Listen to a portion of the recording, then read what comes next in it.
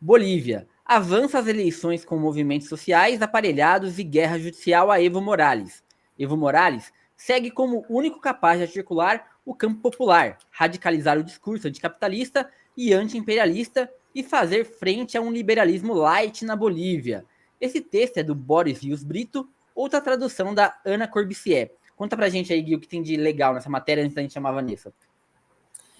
E sim, esse texto, eu nem vou entrar em muitos detalhes, porque a Vanessa domina esse assunto, ela vai ajudar a gente a entender, mas o texto ele fala sobre o seguinte, né, que a Bolívia está caminhando para as eleições, que acontecem em agosto, deixa eu confirmar aqui, 17 de agosto, nesse ambiente de uma guerra judicial contra o Evo Morales e também de aparelhamento dos movimentos sociais para conseguir tirar lideranças que seriam mais favoráveis à mobilização, por exemplo, para colocar pessoas favoráveis ao governo. Então, para esses movimentos sociais, resta pouca capacidade de mobilização, de reflexão, de criação de propostas, e isso faz com que você não tenha uma mobilização a nível nacional. Além disso, ele pontua o seguinte, que o Evo Morales, né, na ausência de novas lideranças, ele continua sendo o único capaz de defender um projeto que seja verdadeiramente anti-imperialista e anticapitalista. Contra, por exemplo, uma ideia de um liberalismo light, né, como o texto descreve. Então, essa é a defesa do texto, né, de que ele é essa única figura que é capaz de não só de defender esses projetos, mas de mobilizar a população, né, para lutar contra esses problemas, né. E aí, no caso, também define, no caso, o governo atual do Luiz Arce, como um governo que dá espaço para a burguesia em detrimento dos setores populares. Então, essa é a linha defendida pelo texto. Acho que a gente já pode chamar a Vanessa, que ela vai ajudar a gente a entender melhor o que está acontecendo. Van, seja muito bem-vinda. Tem um chiado no seu microfone, sua voz não vai sair. Ai, meu Deus. É ruim meu microfone? Acho que agora melhorou. Melhorou? Ah, tá. É que tá tendo uma obra aqui perto. Tá bem agora? Tá bem, dá para ouvir, pode falar. Beleza. Então, gente, muito boa tarde a todas, todos, todes. Jorge, Guilherme, audiência, a Jéssica, que logo mais estará aí também na nossa equipe. Então, essa questão da Bolívia, ela é delicada, porque, digamos que é uma guerra entre dois setores, ou uma briga, um confronto entre dois setores que se colocam à esquerda. Eu gostei muito desse termo que o autor utilizou, né, que é um neoliberalismo light. Eu estava com dificuldade de encontrar um termo para o governo Arce. Então, enquanto o Arce ele se transveste de esquerda, então faz acordo com os BRICS, se aproxima de China, de Rússia, tem boas relações no Mercosul e né, se coloca aí como um aliado do Lula e etc., enquanto ele faz isso, né, com uma mão ele faz isso, e com a outra ele traz essas desarticulações da esquerda, como o texto bem coloca, né? Então, assim, ele enfraqueceu os sindicatos, como foi colocado, mas o ponto principal da crítica de Evo Morales, nesse sentido de que o Arce é, na verdade, um governo neoliberal, ele parte da questão do lítio. E aí tem um comentário aqui, né, a respeito dos Estados Unidos, teve aquele que o Jorge leu, mas teve um outro que fala, meu Deus, os eu estão em tudo que é assunto, incrível e assustador, né? O Diego Casagrande comentou. Exatamente. Então, os Estados Unidos têm muito interesse na Bolívia por conta do lítio. O golpe de 2019 foi por causa do lítio. E aí, o que aconteceu? Aconteceu que o governo de Luiz Arce, ele tomou medidas bastante complicadas, né? No seu governo, ele acabou com 4 ministérios. O Ministério do Esporte, o Ministério da Cultura, o Ministério da Comunicação. Parênteses nessa questão da comunicação. A golpista Janine Áñez, ela fechou a maior parte das rádios comunitárias da Bolívia. E o Arce não restabeleceu. E por que isso é importante? É importante para a comunicação dos setores camponeses, dos setores da mineração, dos setores sindicais, que se utilizam até hoje das rádios comunitárias como seu melhor meio de informação. Afinal, os meios hegemônicos, né, os grandes meios da Bolívia, não comunicam as informações de interesse da população efetiva. Então, essas rádios eram muito importantes dentro do contexto boliviano, muito importantes mesmo. E o Arce fecha esse ministério. Mas o outro ministério que ele fecha é o Ministério da Energia. E o que tem a ver esse Ministério da Energia?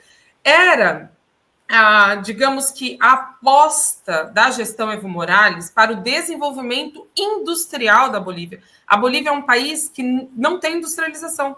Então, a ideia de Evo era usar o recurso do lítio para industrializar o país, e, inclusive, industrializar a própria exploração de lítio dentro de um contexto boliviano, com empresas bolivianas. A extração do lítio ela deveria ser feita a partir de um consórcio, onde a empresa boliviana teria metade da gestão do lítio e aí empresas estrangeiras poderiam fazer parte da outra metade. Tudo isso foi desmantelado pelo Luiz Arce, que, como eu disse, inclusive desfez do ministério. E, enfim, e o Evo Morales tinha um plano que era 2021, 2030, no qual a ideia era ter 41 indústrias estatais para esse desenvolvimento energético da Bolívia, para transformar a Bolívia no coração energético da América Latina. Afinal, a Bolívia tem gás, lítio e petróleo. Então, esse era um plano que visava o desenvolvimento da Bolívia. E o que o Evo Morales está denunciando é que o Arce está priorizando o extrativismo em detrimento do desenvolvimento e, pior, Arce não se preocupa com a redistribuição da riqueza. Então, essa é a crítica que também pega o gancho aí no que o Guilherme falou. Quando fala da desarticulação dele com as massas, né? Então, a economia boliviana despencou de uma forma incrível, né? Era o país que mais crescia na América Latina e hoje está com fortes problemas, problema de abastecimento de combustível, problema de falta de dólares. Então, esse modelo de gestão do Arce, que é um economista, tem prejudicado amplos setores, amplas esferas, inclusive dos setores ligados, né, ao MAS, que é o partido que foi criado pelo Evo Morales, mas que hoje está nas mãos do Luiz Arce. Van, a gente tem que falar um pouco também da questão do Evo se desfiliar do MAS, né? Uma notícia que saiu mais quente agora. Como que você vê isso? Você acha que ele é o favorito nessas eleições, agora que ele sai e se desvincula totalmente do seu ex-aliado? Não sei dizer se ele é favorito. É muito difícil o que está acontecendo, porque existe o entendimento da Suprema Corte da Bolívia de que ele não pode ser candidato. É uma leitura, assim, eu acho que é um pouco criativa da Constituição boliviana a respeito da impossibilidade de um terceiro mandato. Porque a Constituição ela diz o seguinte, que o presidente da República e seu vice-presidente serão eleitos por votação popular, né, sufrágio universal, em eleição livre, direta, igual e secreta, para exercer o cargo por um período de 5 anos, e não poderão ser reeleitos imediatamente. Então, não fala exatamente que o Evo Morales não pode ser eleito para um terceiro mandato que não é consecutivo, como, por exemplo, o Lula. O Lula não poderia ser reeleito após o fim do seu segundo mandato. Mas, passado, né, esse período, passado outros presidentes na cadeira, ele sim pôde ser eleito. Então, existe uma questão se o Evo realmente pode ser candidato ou não por outro partido. Aí, o que aconteceu? Teve uma assembleia, né, do MAS, que é muito questionada pelas pessoas, por vários militantes do Movimento ao Socialismo, que é o nome do partido, e nessa assembleia ganhou uma figura que é próxima ao Arce. Ao ganhar essa figura próxima ao Arce, tudo foi sendo construído para que o Arce seja o candidato à reeleição. E, de fato, ele foi consagrado, vamos dizer assim, nessa Assembleia como o candidato do MAS. Diante disso, Evo Morales, não vendo outra alternativa, já que o partido tinha sido, digamos que, aparelhado, né, de certa forma, pelo Arce, porque muitas dessas pessoas do partido têm cargos, ocupam funções no governo, etc. Então, o Evo Morales se filiou, né, se desfiliou do MAS, e isso, assim, me remete a coisas muito graves que aconteceram no Equador, porque no Equador nós tínhamos o Partido da Revolução Cidadã, que antes tinha um outro nome, e que foi cooptado também pelo Lenín Moreno, e o Rafael Correa ficou sem um partido, foi uma confusão danada, e hoje é isso, a Luísa Gonzalez, ela é candidata, eu esqueci agora o nome do partido dela, mas então você perde parte da sua militância, você desarticula a sua base, é muito complicado. Enfim, então o Evo se vê obrigado a sair por esse partido, Revolução Cidadã mesmo, hoje o nome do partido da Luísa Gonzalez, né, no Equador. Bom, enfim, então o Evo se vê obrigado a sair por esse outro partido, e aí ele rompe definitivamente com o governo do Arce. Então agora eles estão numa briga do tipo, não vou mais te chamar de irmão, ou você não é meu companheiro, sabe? E esse é o cenário, né? Então, assim, para uma pessoa... Eu sei que é muito difícil o que eu estou falando, e pode ter gente que não concorde, mas parte de uma análise de muito tempo, né? De conversar com muita gente, de entender o que foi aquele suposto golpe de 2024. Então, eu acompanhei muito de perto o que foi aquele golpe. E aquilo foi assim, não foi um golpe, aquilo foi uma farsa nítida, entende? Então, a partir de todos esses elementos, é que eu coloco as coisas nesse termo. O Evo Morales, então, tenta sair por um outro partido numa tentativa de recuperar essa visão histórica que ele tem do que deve ser o desenvolvimento da Bolívia. Ele vai conseguir? Muito provavelmente não. Porque o Arce tem dinheiro, o Arce tem boa parte da militância. O MAS é um partido com mais de 1 milhão de filiados. Até o momento, desde a saída do Evo, se desfiliaram 1.500 pessoas, lideranças, pessoas com destaque. Então, assim, imagina você recuperar 1 milhão de filiados, sabe? É muito difícil. Então, o caminho parece ser um pouco o que aconteceu mesmo no Equador, né? Então, vai ser muito difícil. Muito complicado. Então, eu queria perguntar, Van, você comentou que quando o Arce ele assumiu, ele não reverteu algumas medidas da Janine Áñez, inclusive essa extinção das rádios, né? Isso, sabe, se falar se seria por falta de apoio na época, não. Ele teria apoio, inclusive, para... Quando a gente fala de apoio, né, de congresso, enfim, ele tinha apoio, mas não fez porque não quis mesmo. Então, eu não tenho detalhes tão aprofundados sobre isso, então não vou ser leviana aqui para dar algum pitaco, mas o que a gente, assim, com a informação que eu tenho, com as informações que eu tenho, as inferências que eu posso fazer é a seguinte: ele tem essa visão mais neoliberal. Então, quando ele pegou o governo, de fato, a situação política e econômica era bem delicada, porque a Bolívia tinha acabado de passar por um golpe de Estado.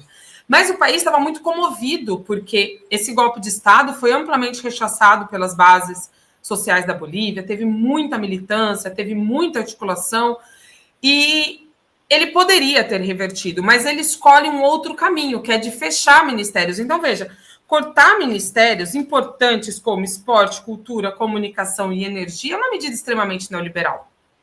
Então, parece que é mais uma política de austeridade do que uma política de falta de apoio, porque ele não teria apoio para manter o Ministério da Comunicação, e uma medida de retomar as rádios comunitárias seria super popular, porque a gente vem justamente a história das rádios populares, das rádios comunitárias na Bolívia, elas remetem ao período da colonização, entende? Assim, então, os mineiros bolivianos e os camponeses, e principalmente, né, porque esses grupos têm uma ampla ascendência indígena. Então, isso foi um tema do meu mestrado, inclusive. Então, eles têm, mas aí é por essa ascendência indígena mesmo, eles têm uma tradição da oralidade e de fazer círculos para comunicar, né? Então, a rádio, ela funciona justamente nessa recuperação ancestral. Então, é muito forte, é muito enraizado e é muito cultural as rádios na Bolívia. E aí, quando você tem uma medida dessa, se ele fizesse uma medida de recuperação, seria muito popular. Vamos reabrir as rádios, vamos fortalecer, vamos destinar recursos. Ele escolhe o contrário, ele escolhe não fazer isso, sabe? Então, parece mais uma política, uma medida política do que uma medida, né, de que o Congresso tenha barrado. Então, eu entendo dessa forma. Eu vou trazer duas questões aqui polêmicas, Van. Você vai ter que entrar na fogueira da polêmica aqui, porque são duas pessoas que geralmente são bem gentis aqui no chat e eu acho que cabe a discussão. O Alberto diz aqui, Arce está indo bem, gente. O Evo queria ser ditador do país. Isso não dá para negar. Não dá para querer ficar para sempre no poder. E o Rafael Gomes também vai no mesmo caminho. Evo se perdeu no personagem Salvador da Pátria. Ele teve a mesma escolha de Lula, que decidiu não mudar a lei e se reeleger eternamente. Ele quis ser um ditador. Infelizmente, é o que está posto. Eu sei que você sempre fala, né, Van, que é complicado fazer essa análise Brasil com outros países, porque são lugares com leis diferentes. Mas como que você avalia esse ponto? O Evo quis dar um golpe quando quis continuar no poder ou não?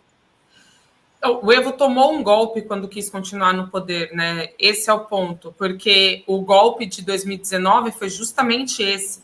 O Evo era candidato e ele ganhou as eleições, e aí então tem todo o movimento de Santa Cruz de la Sierra, que é a ala golpista, extremamente golpista, seria mais ou menos uma mistura aí de Santa Catarina do Sul, uma mistura do sul do país com São Paulo, né? Porque é a ala, ou seja, é o centro econômico, né? A parte mais forte economicamente, com essa parte mais reacionária, com essa parte mais conservadora no sentido, não no sentido simplesmente das tradições, mas conservadora no sentido da política mesmo, né? Uma política mais neoliberal. Então, o Evo tomou o golpe. Sobre a questão da reeleição indefinida, é um tema, gente. Então, isso está para debate. Eu, particularmente, eu sou contra a restrição à reeleição indefinida. As pessoas elas têm que ter o direito de escolher quem elas querem ter para presidente.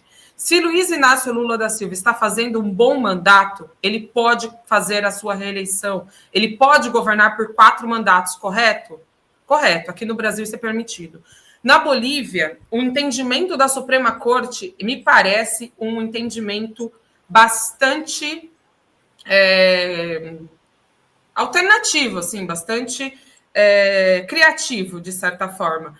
Porque não está escrito isso na Constituição, não diz que é proibida a reeleição, entendeu? A partir de um 3º mandato, não consecutivo. Evo Morales faz parte de um processo que era esse processo que se chama na América Latina de os governos da Onda Rosa. Então, de onde vem Evo Morales, vem também Rafael Correia, vem também Hugo Chávez, vem Lula, vem Cristina e Néstor Kirchner, que são governos focados em redistribuição de renda, em industrialização do país, em soberania, anti-imperialismo. Então, o que Evo Morales defende é um governo para os bolivianos. Se os bolivianos estão de acordo que ele continue no poder, se estão sendo realizadas eleições livres e justas, como é o caso, por exemplo, da Venezuela, então eu não vejo porque eu, aqui do Brasil, teria que me meter e dizer o que ele pode ou não fazer. Esse é o ponto primeiro. Sobre ele ser ditador, Evo Morales tem uma base sólida de apoio, porque ele, imagina aqui, no Brasil, é isso, né? A comparação é sempre, mas vamos tentar.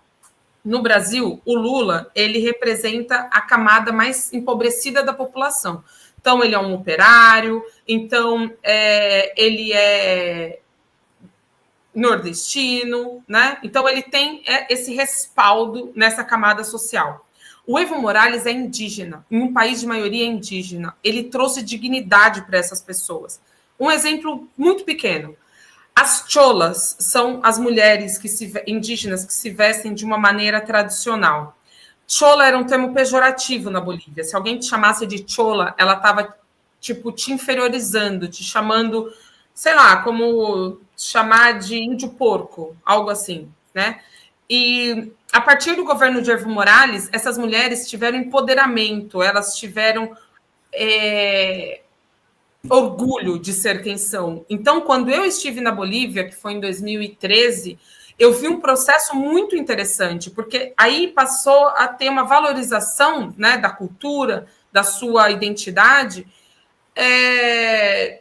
de concurso de beleza das cholas. Então, elas se vestiam de uma maneira linda, né, com as roupas tradicionais, e desfilavam ali se chamando de cholas, entende? Então, esse resgate, essa valorização e essa identificação popular é algo que a gente não tem comparação, porque não se compara com o Lula, por exemplo.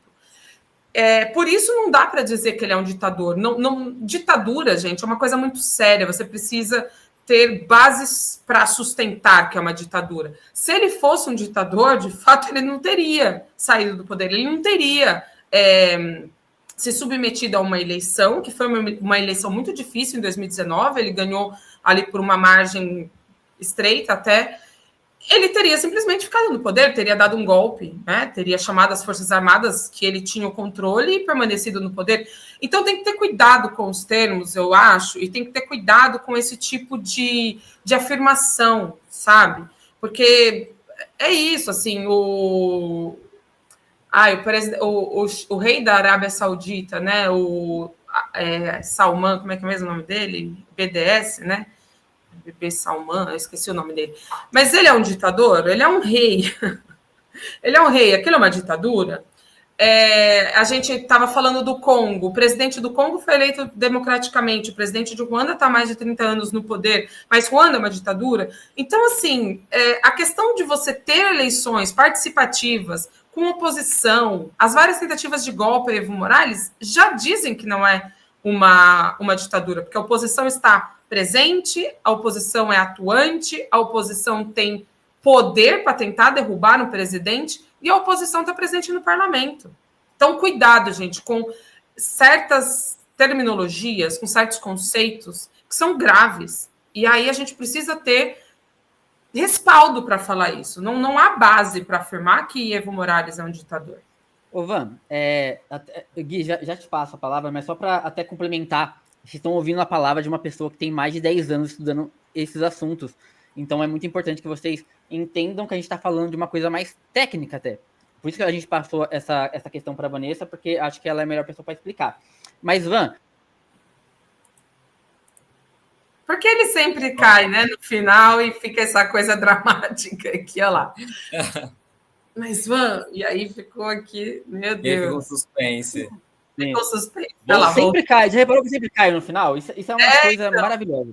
Não, só para sanar todas as dúvidas do pessoal aqui, eu queria falar com você. Mas houve um erro, então, político, pelo menos, do Evo, você analisa?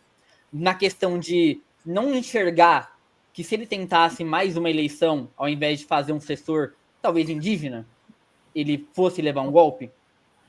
Não era meio que... Perfeito. Não, aí entendeu? Aí eu acho que a gente pode dialogar nesse sentido, né? Que é o que o Luiz Long está trazendo. Também é uma pessoa que sempre presente nas nossas discussões. A questão do erro político, a questão de não ter um sucessor, isso é muito delicado realmente, né? Por exemplo, de novo, trazendo para o Brasil, quem é o sucessor do Lula? A gente não tem até esse momento. Então, o Lula parece estar preparando o Haddad, mas o Haddad não tem base popular. Então, é muito complicado. Quem é o sucessor do Maduro na Venezuela? Não tem. Tem figuras muito importantes que estão se destacando, mas, assim, hoje não tem na esquerda, no PSUV venezuelano, uma figura que fale, esse é o sucessor, né? É Adelcy Rodrigues, é o Cabejo, não tem uma pessoa. E na Bolívia, nós temos uma figura que é o Andrônico Rodrigues, que todo mundo poderia trazer, assim, todo mundo não, desculpa, mas vários analistas traziam como essa figura que poderia ser presidente do país, né? Mas, por algum motivo, o MAS não aceitou que o Andrônico fosse presidente. E o MAS, também é importante dizer, ele é um partido... Ele é um partido diferente do PT, ele é um partido diferente do que a gente tem noção, porque é um partido movimento, então ele é muito arraigado às bases, muito. Então, tem assembleias constantes, tem discussão interna, tem votação e etc. E nessas votações, o Evo Morales ganhou as votações, entende? Então, assim, eu também acho que o desgaste que Evo tinha já em 2019 por essa questão de a Suprema Corte ter dito que ele não podia ser candidato, eu, desde fora, né, desde uma jornalista que é brasileira, a gente pode especular dessa forma, né? Ele poderia ter tentado passar o bastão e ter ficado como uma espécie de conselheiro ou uma espécie de ministro da Fazenda, sabe? Assim, que fosse ajudar na articulação política. Isso é uma especulação, mas não foi isso que o MAS aprovou, né? Não foi isso que foi definido pela militância do partido. E foi um alto custo. E o custo é esse. De hoje, a gente está passando por uma situação gravíssima que, do que eu estou analisando neste contexto, pode levar a Bolívia para a direita.